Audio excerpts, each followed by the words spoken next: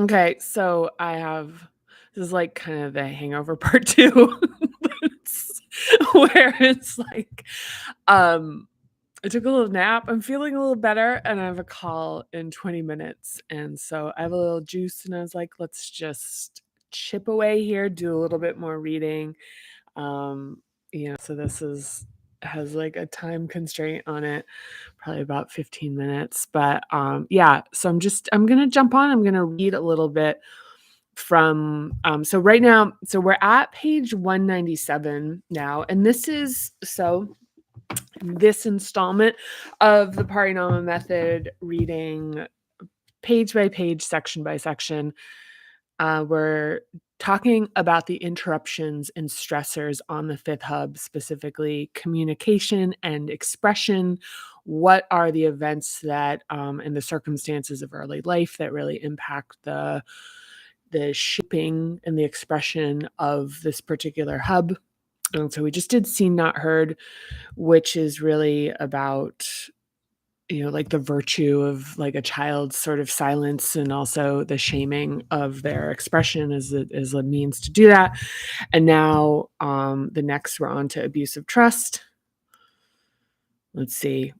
Okay, yeah. So let's read this. I haven't read this ahead, so I don't know what we're in for. So we're in this together. So all right. Oh yeah, this one's I can just get it. It's like, oh yeah, this one's this one's nice and sad too. Um, okay. All right. So abusive trust. Here we go. So when a respected teacher, coach, family, or community member pays attention to a child, the child is excited to feel important. If the need to be heard and even delighted in is met in primary loving relationships, this vulnerability is decreased or even eliminated. I'm going to read this slowly. This one's heavy. Tragically, many predators sense when children and adults are starving to be listened to and understood. Grooming for abuse often involves taking advantage of the naturally occurring trust that tends to arise when we feel that someone wants to understand us. A child who's ignored or undermined at home is particularly vulnerable, sometimes to someone within the home. A predatory adult, or in some cases, another child, will sense this need and create loyalty and attachment by building a trust trap. The starvation for attention and the fear of losing the affirmation are already expanding when the predator begins to place their conditions on the attention. When the abuse of this trust occurs, it is an interruption that teaches children that trust and opening up harms them. When this happens, it's understandable that they become self protective and distrustful as a practical defense against future abuse, perhaps even feeling guilty or ashamed of needing and appreciating the attention and the fulfillment it provides.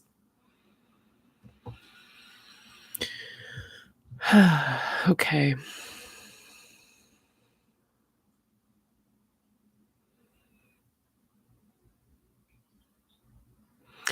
Abusive trust can also happen as a betrayal by peers or siblings. The comfort of feeling close to a friend and disclosing secrets and truths is destroyed if the trusted person broadcasts our vulnerabilities and embarrasses us, causing shame and invoking self protection.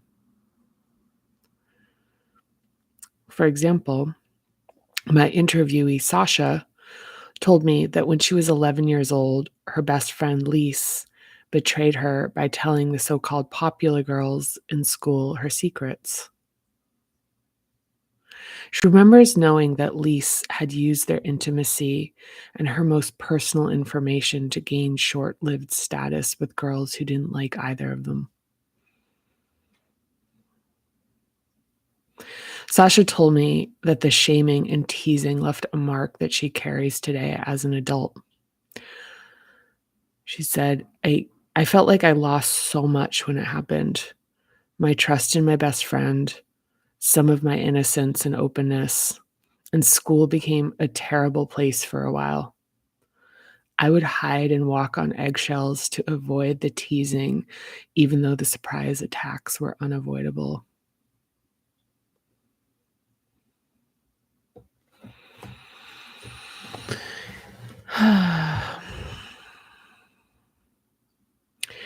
So that is sad.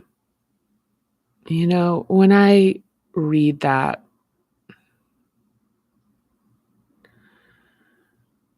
I feel like this sense. I'm gonna go slow with this because I'm really gonna let it rise. Um, I feel a sense of like the vulnerable hurt that this represents and the innocence of the hunger and the desire to be seen and delighted in. And it's in the book in a couple places where we talk about the five primary inherent like needs that we have as human beings, and specifically as children. In Parinama for Beginners, we do an exercise that examines all of those. And part of what we examine is that underneath, when we when we trace the root back in behaviors that we may find perplexing in ourselves, like, even self-sabotage, or if we're, engaging in excessive behaviors that are like creating comfort, that what that's comforting us against, like the lack of what that's comforting, like the hunger that is seeking out. And, to feel safe and protected is one of them. So to feel exposed is, to feel like unsafe. Um, but a big piece of this, a big component of these inherent um, needs, their needs, is to be seen,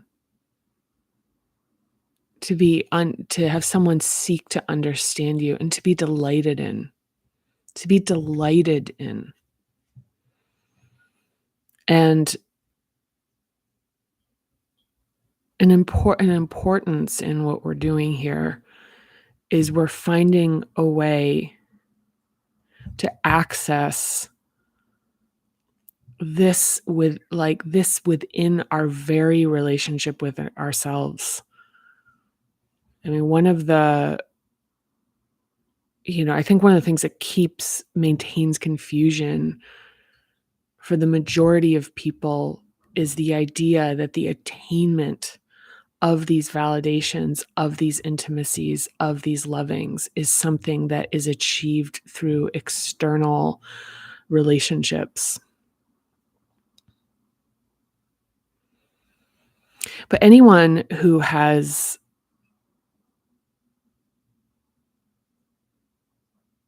like for anyone who understands an intimate relationship, for example, understands that compromise, the compromise to belong within even the most loving of relationships, involves that there's parts of ourselves that gets to, really express themselves, and others that need to like be compromised, to be diminished or made smaller, underemphasized.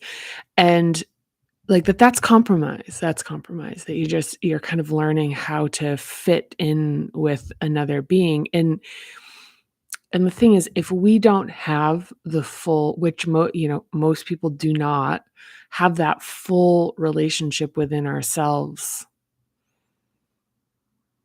that how we're expressing ourselves in our relationships with other people becomes the reality of what our relationship is with ourselves. When this can be achieved, it can be achieved, like, as far as, like, the love that we have for ourselves. So, when we're talking about abuse of trust here and, like, an early interruption and a stressor in the sense of that shaping our trust in our disclosure and what we're willing to say, and even our shame of potentially, having opened ourselves up, that to really get and I just I'm really slowing down this because I'm slowing it down. I'm not gonna explain why it's pretty. I think it's evident. Is that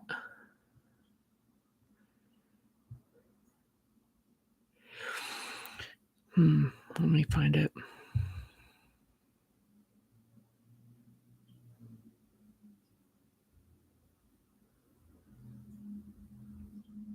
Is to trace back to that need to be seen and adored and attended to, because the complexity for many people who experience abuse, and a lot of people do, um, is the how confusing it is that there's a component of it that is incredibly fulfilling and incredibly validating, incredibly activating. And furthering that confusion is that that activation is so close to the this extraordinarily important and deep part of ourselves, which is the need to be seen and to even see ourselves, to be able to see yourself, to be able to cherish yourself, to be able to feel like you're special. Like the thing about secrets is that, secrets as a form of interruption in this hub is that secrets create a feeling of specialness, like you're in on something. Um, so the exploration of this, like, of this interruption, of this stressor in the development of this particular of our expression and our communication, and even other like facets of ourselves, is reaching back into that part of us that perhaps there is shame about, the fact that it's like, well, like that need as a vulnerability that made us weak, and like that vulnerability making, like, exposing us to abuse, so to speak. So it's like that vulnerability of needing to be seen, needing to be cherished, needing to be special and seen as such, like that is the problem, right? I mean, the thing, like, that created the opening.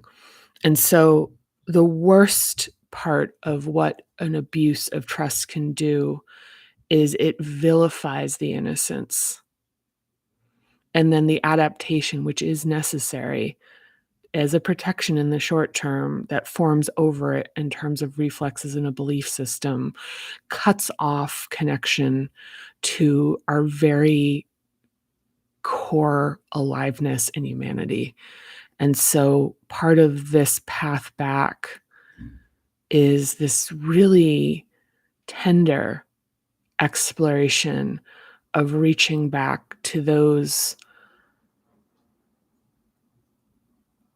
needs and seeing them as innocent and finding them in ourselves, because they're still there. They're just they're like those, um so yeah, I mean, for this section, I think the thing, like, as far as like slowing down with it, I mean, one of the things is I'm going to like pull this up in terms of an activation. So if you are feeling like anxiety or activation with it, is doing the back body scan, which is like, so what we're going to do is we're going to like lower our sense of activation with this, where we scan, we bring our attention to the back of our head and we travel down our neck, the back of our neck, onto our shoulders, shoulder blades, onto the backs of our arms, and then down our back. Feel the lower back, the bum. Feel your quads. And just it's like bringing attention to them and scanning them. The backs of your calves, going down your calves, down to your ankles, to the bottoms of your feet. Now it feels like putting your hand on your chest. Really like as an act and bringing consciousness to this act of this being you, like your arrival and attention and cherishing and caring for yourself in this.